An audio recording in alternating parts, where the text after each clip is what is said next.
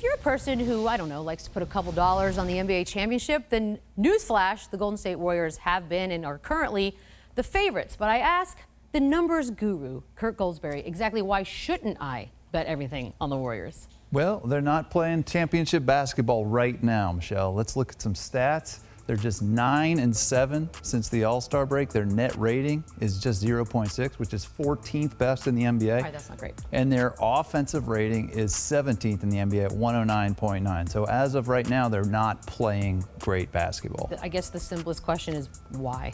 Well, there's a lot of reasons, but one thing I want to talk about is Boogie Cousins. Has the Boogie Cousins experiment worked? And the stats are suggesting no.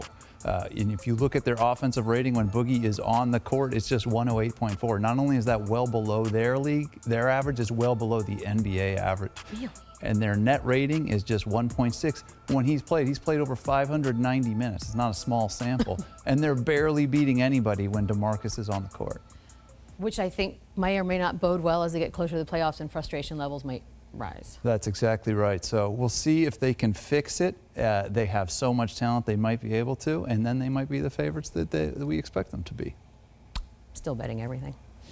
So if you take out the 2016 Cavs, the only team that's really given the Warriors a run for their money would have to be the Houston Rockets. And until Chris Paul got hurt in the Western Conference Final last year, it seemed like they had them. They had Golden State. This year, though, things have run hot, they've run cold. I need you to convince me and everyone else watching why they're still a big threat. They're the biggest threat to the Warriors because for the last 20 or 30 games, they have been playing very good basketball, as close to as good of basketball as they were playing when they nearly knocked them off last year.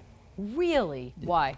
Well, there's two reasons why. The first one, you have to start with this guy, James Harden, who is the most prolific scorer the NBA has seen since Michael Jordan. He's averaging 36 points per game. He leads the league in free throws, and he leads the league in three-point shooting as well. He's averaging 14 points a game from the three-point line.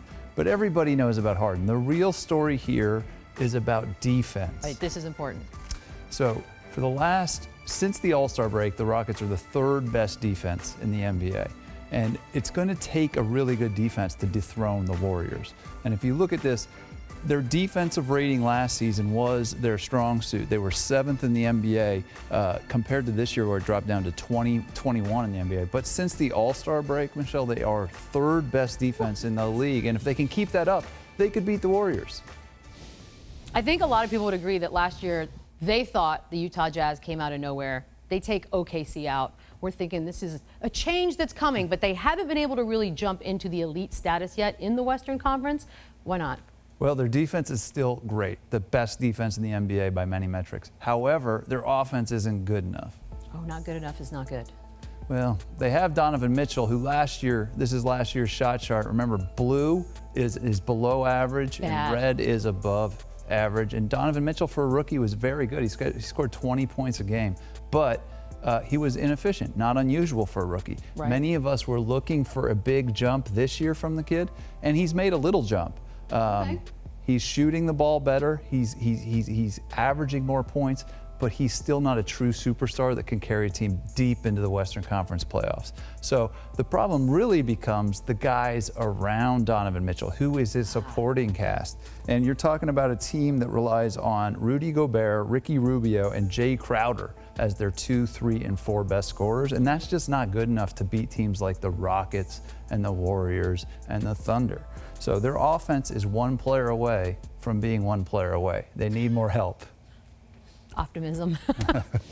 I'm going to insert my opinion here and say that the Oklahoma City Thunder have been the most frustrating team to watch because they've had moments of greatness when you thought, oh, they could do this, and then moments where you think, what team is this? Are they contenders for real? Well, it depends on who they are. Before the All-Star break, they looked like legitimate contenders. I mean, this is a team that was 37-20, the 6th best record in the NBA, had one of the best defenses, and had an MVP candidate in Paul George, who is tearing it up. Things have changed since the All-Star break. They're just 6-11. Their shooting has been terrible, particularly from three-point range. They're shooting just 33%. Remember, on these charts, blue is bad, and white is average, and red is good. There is no red behind the arc. This team in the three-point era cannot make threes, and that is not good.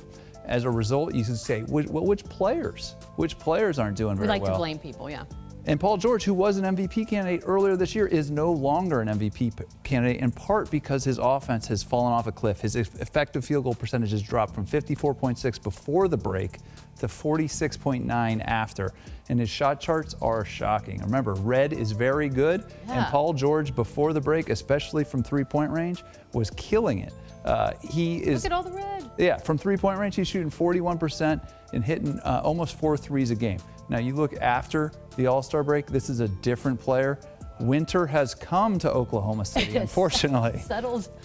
And you look at his three-point shooting numbers, he's down below the league average at 33%, and the offense of the Oklahoma City Thunder just isn't the same without him performing at that MVP level. See a little flash of red. Kirk, thank you. Thank you, Michelle. Well, that was sincere.